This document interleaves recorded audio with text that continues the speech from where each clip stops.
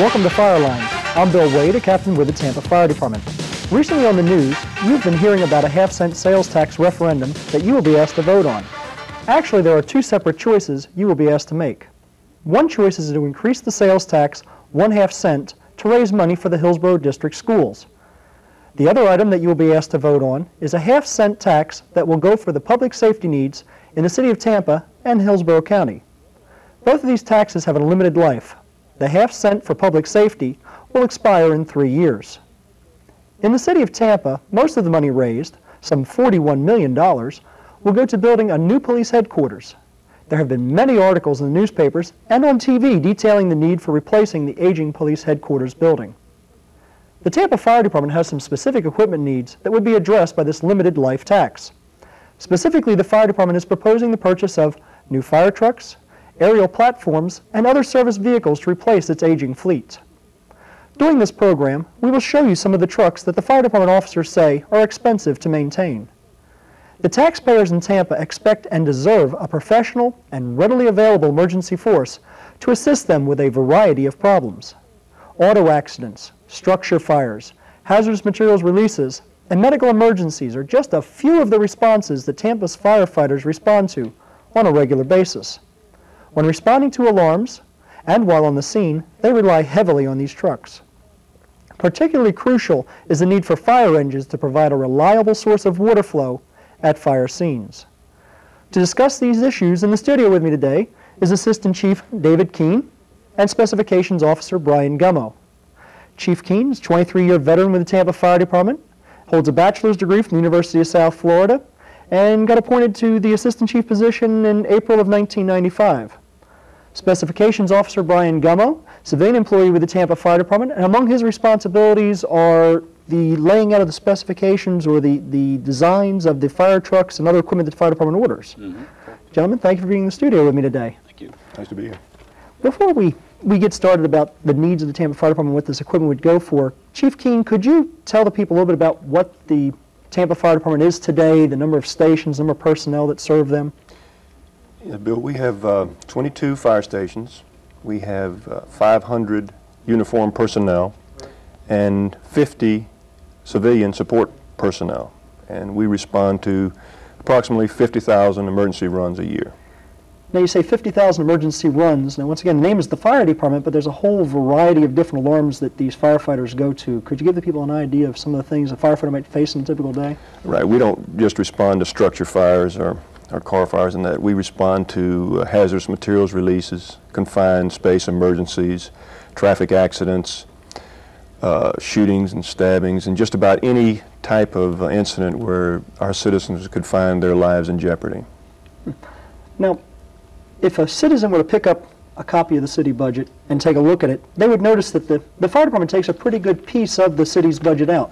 What does that money typically go for that the fire department gets every year? Well, most of it is for personnel, of course, and the rest of it is gone into operating expenses, purchase of new vehicles, repairing fire stations, equipment such as fire hose, bunker gear, SCBA, breathing apparatus, and things of that nature. Now, Chief Keene, the fire department, and I have a copy of it here, prepared a list of needs and sent it over to the mayor's staff. The fire department staff sent a list over to the mayor's staff and said that we need a certain type of pieces of equipment, certain numbers of equipment. For example, you requested engines, aerial ladders, ambulances, tanker trucks, and stuff on that line. And if we can, let's go ahead and roll some video footage here. Let's take a look at something that's referred to as an aerial truck or an aerial platform on this paperwork, and give us an idea what these trucks do at these emergency scenes. Okay. Okay, we should be able to see this footage here. Here we go. Okay, that's an aerial truck. It's a 100-foot extended ladder with a water tip on the end. You can see there they're cooling the tanks. This is a recent fire that we had in Port Tampa. The tank that's burning, they're cooling it as well as the tanks next to it to prevent an explosion. And these ladder trucks do not have their own pump. They have to have water pumped to them by a fire pumper. Now it looks like, so the nozzle's out there just so the firefighter doesn't have to go out there? Or right. We don't see a firefighter. Well, in this, right, in an incident like this, you don't want to put a firefighter on the end of a nozzle because he could be in jeopardy if there's an explosion. Over here to the left is a squirt truck. which is similar. Now we've changed scenes here. This is a rescue scene, and we're seeing some different types of ladders, different use of ladders here. Right. This is an aerial ladder, and you have we're rescuing some people who were trapped in an incident at Busch Gardens, rail car collision, monorail. And you can see when you're taking people down a ladder, it takes a lot longer. You have to be very careful, one at a time, and it's like I say, very time consuming. Yeah, civilian doesn't look like she's real. No, they're happy not to be coming down from that height on that ladder truck. Exactly. The end of the ladder truck out here. Even Right. this young man looks like he's having a little concern about getting out there. Now, in a rescue of this type, the aerial platform is actually better. All you have to do is extend the boom up to the location with a firefighter. And in this instance, the people just stepped out into the aerial platform, and we brought them down to the ground. You could rescue several at one time. And right here, this is a recent suicide attempt on a tower in North Tampa. It would be very difficult to do this operation with an aerial ladder. So they just pretty much just pull her over into the bucket and take her down that way. Right into the platform and then bring her down to the ground. And these aerial platforms also can be used for firefighting. We have 2 nozzles on the end, and this is the school board fire that we had several years ago. Okay, and then they flow a significant amount of water up there to that large type of building type fire. Right. So elevated water source, rescue source, and this is the type of truck, one of the types of trucks that the Tampa Fire Department is looking to purchase for this money. Right, the aerial platform, and they have their own pump as well. Mr. Gummo, give us an idea, what type of condition are our fire department ladder trucks in at this time? I know we have a couple of trucks there that have some years on them. Yes, they're certainly manageable. They're inspected every year by an independent company who comes to town and inspects them, so we know that they're safe. They are getting a little bit older. There's been several changes through the National Fire Protection Association, NFPA, that was really cost prohibitive for us to try to retrofit. Certainly they're manageable. The years and the wear and tear takes its toll, but you know, as I said again, that they are inspected, so we know that they're safe and that we can rely on them to do the job. Okay. Now, let's see, Brian, let me ask you this here, because I've noticed a couple things. I've got a couple notes written here.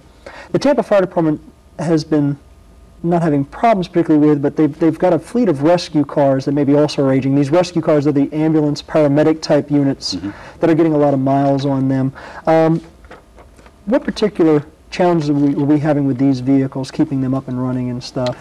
Really, throughout the state, we've seen an increased problem with the alternator, with the electrical system on the units, as well as the air conditioning. There's such a high need for air conditioning in the units, both for the patient and our people to work on the patient in the back of the unit, as well as the electrical needs that a vehicle such as that is required to put out. The heat that we have down here takes its toll on both of those areas as well. Now, Chief Keen, to address this challenge of the electrical system and the air conditioning stuff, the fire department has recently started purchasing these larger rescue trucks, Freightliners, I believe they are. What's the advantage? What's the fire department hoping to get out of these slightly more expensive vehicles? Well, number one, they have a more adequate AC system, and they're also larger. There's more room for the paramedics and the victims, and we expect them to last a lot longer. They're more durable, better made. They have a shorter turning radius, things of that nature. We expect great things from these trucks. I understand also in talking to some of the mechanics from the shop, they like the idea that whole hood area flips up so they can get in and do a lot easier maintenance on these types of vehicles. Yes. And stuff. So even though they're slightly more expensive in the short run, we're expecting a longer service life out of these types of vehicles. What you're saying. Correct. Brian, most of this budget that I'm holding here in my hand, it looks like one of the lion's share is going to fire engines or fire trucks. How many fire trucks does the Tampa Fire Department have in its fleet? Currently we have a total of 28. Some of those are first line and some of those are reserve engines. Okay. Now, what we're going to see here, Chief Keen, we're going to see a video roll up here in just a moment that's going to show us a Tampa fire truck. Now, it's slightly different than your typical fire truck. This one right here, this has got a large ladder on top, but yet this is not an aerial platform. Could you explain to the citizens the difference between this and a regular fire truck? Okay, what we call this is a squirt. It's a fire pump with a elevated master stream, 50 feet, and it gives you the capability of putting this stream out over a fire without putting a firefighter in jeopardy. You have the master stream there. And worked real well in this situation. I think we had a backdraft explosion. The roof fell in or whatever. Okay. Brian, let me go back to a comment you made just a few minutes ago. You talked about frontline and reserve and having 28 trucks.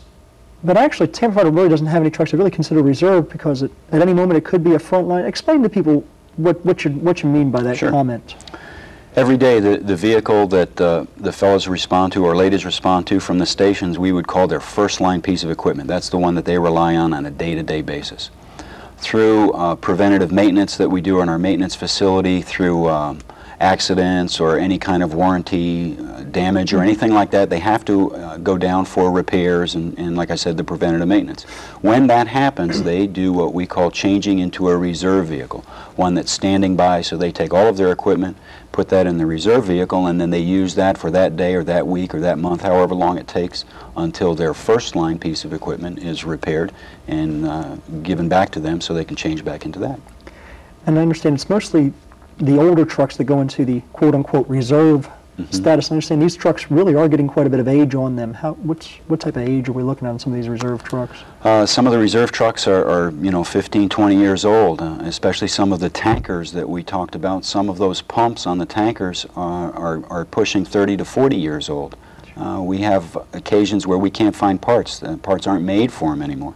We either have to have special parts made or look at another option which may come up in order to do the repairs. Chief Keene, we're going to see some more video here in just a second, and we're going to be looking at some of these fire trucks that have an extensive maintenance record, need some extensive maintenance to keep them on the road. Could you tell us what we're looking at here? Yes, you can see this is a compartment door where we store our equipment. It's rusted out inside. You can even see the ground, the floor there. This would take extensive body work. Here we've got our hard suctions being held on to the truck by bungee cords. The equipment that comes with the truck is in sad shape, needs to be repaired and replaced. These are very old trucks. So a new truck would come in with this equipment, basically, in order to replace this older stuff. And now we were also talking about tanker trucks. Now, like I said, the front part of this truck doesn't look too bad. This truck looks to be in pretty good shape. Right. What's the problem here? That's a little bit misleading. I think this pump itself is about 40 years old, if I'm not mistaken. Is that right, Brian? Yeah, that's correct. The cabin chassis that it's on is probably 5 to 10 years old, relatively new as far as that goes. But again, like Chief Keene said, the pump is probably pushing 40 years old. It's hard to find parts for that pump now. And we saw the one person, the handle just comes right off in his hand, the control handle. And this is a truck that I understand has been sitting at the maintenance shop for quite some time. You were mentioning they're actually having to manufacture parts for it because we can't get it? Yes, it needs a shaft that actually makes the pump turn, and the shaft is no longer made.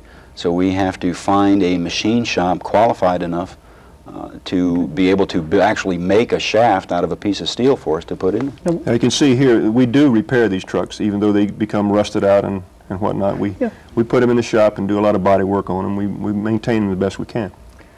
But then again, the money we're pouring into these trucks maybe isn't cost effective for the taxpayer. Right. To provide the cost. Well, how about like the one truck we saw just before we went to the truck that was in the maintenance area? We saw that a rope was actually holding doors closed. Why isn't that repairable item? Well, sometimes the rust gets severe in the area that we're in, and it actually rusts out where the latches hold the door together. So we literally have to completely rebuild the truck solid enough to, in order to hold the latches and hold the door closed. Now, you talk about wear and tear on these trucks, Mr. Gummo. What type of factors put that type of wear and tear on these vehicles? It's a combination of several things. The amount of runs that we respond to, the type of alarms, being in a very urban area, being in a city environment, the high heat, the high humidity that we have here on the west coast of Florida, the constant, floored, so to speak, or running at optimum speed, slowing down as quickly as needed through the red lights and so on and so forth, or stopping and then accelerating as fast as we can in order to get to the call, to the alarm as fast as we can, has its toll on the vehicles. Now, you gave a pretty good example too. I mean, the mileage or the odometers on these might be average or high, but it's misleading. Give me an example you gave me the one time to explain the way these trucks get worn on. Several times the vehicle leaves the station, it responds. It could respond maybe a mile or 2 miles at the most, or maybe a couple of blocks to a particular fire, for instance, that's burning. And it could be there for several hours. The school board is a very good example. Not really very far away from the downtown Station Number 1 headquarters for the Tampa Fire Department. But yet they were on that scene for almost 2 days, for certainly, you know, the better part of a day and a half, sitting there at idle, you know, if needed, at all times. So the mileage that they have on the odometer is, again, very misleading. The engine hours are far greater than the odometer says. I like the example you gave about the guy going to the mall or something. Give us that example, just so people understand. For instance, if you were going shopping at the mall, you drive your car and park it at the mall, and you go inside and shop. Say you're going to shop all day long. Well, you lock your car up and leave it run all day long. Come back out, get in the car, and then go home and shut it off. And do that, you know, 4 or 5 days, or every day for a week, or every day for a month. That really has a toll on its vehicle, on each and every vehicle that happens to. You're going to be going down to the shop a heck of a lot more often. Absolutely. Going down to Sears or wherever you get your car repaired. Chief Keen, how will replacing, and I believe we've already hit some of these points, but let's bring this out again. How will replacing these older vehicles benefit the taxpayer who's going to be asked to shoulder this expense? Well, the breakdown and repair costs for this is tremendous. And if we have newer equipment, we'll be able to provide a better service to these citizens. And you know, you can only go to the well so many times and repair these vehicles, and that's where we are now. A lot of our equipment needs to be replaced. Okay. And once again, we did show the people we're making every effort to repair these. Sometimes these trucks sit in the shop for an extended period of time. We have good fleet of mechanics, diesel mechanics, transmission people, body people who keep working on the trucks. But what you're saying is basically we're just putting good money after bad, and it might be time to go ahead and replace something as to keep paying some money down on it. Right. Let's look at the possibility here that the citizens decide not to vote for this half-cent sales tax for public safety. What's the Tampa Fire Department going to do? I mean, obviously these trucks are still going to exist. They're still going to be going to alarms and stuff like that. Well, we're going to continue to do what we've always done. We'll repair the equipment that we have now presently, and replace it when we can, and just provide the best service that we can. That's all we can do, and we'll be there. We'll be there, like we always have been. One of the things we didn't point out, Mr. Gumman, I believe this is over in your area, is the significant costs for these trucks. These trucks are not inexpensive by any stretch.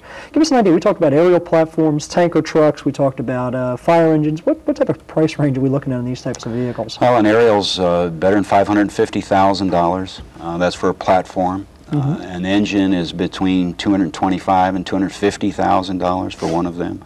An ambulance, a rescue car is hovering around the $100,000 mark.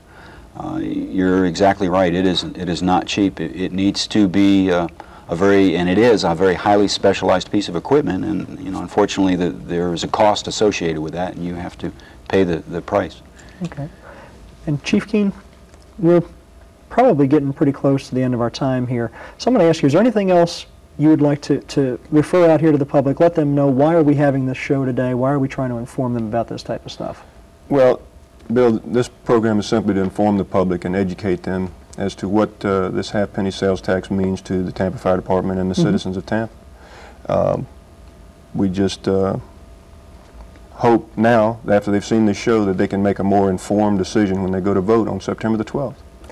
Now, if somebody's out here is watching this show and they maybe would like, maybe they're in a civic group or what have you, they want some more information, maybe even yourself to come out and speak to their neighborhood group or whatever, how could they get a hold of yourself or a member of your staff to come out and talk with these people? Well, we'll be more than happy to provide that service, and they simply have to call headquarters at 274-7011 and ask for myself, Chief Keen, or Brian Gummo, and we'll get somebody out to them. Brian, yourself, any closing comments to the citizens, why or how this would benefit the citizens should this be passed, and how will this equipment help the fire department? No, not specifically. Just in general, again, like Chief King just mentioned, you know, if they have any questions or they wanted to get a little bit more specific or whatever, please feel free to call. You know, we're certainly there to help in emergency as well as non-emergency situations, and you know, we're there for a resource. Just feel free to give us a call. Very good. Chief King, Ryan Gummo, thank you for joining us on Fireline today. I'm Bill Wade, a captain with the Tampa Fire Department. Hopefully we have informed you a little bit about what your tax dollars would be spent on should this proposition pass here. I believe September 12th is the date people will be asked to vote on it. Once again, if you have any questions or need any further information about this topic, please give a call to Chief Keen's office and he'll be glad to help you out. Thank you and good day.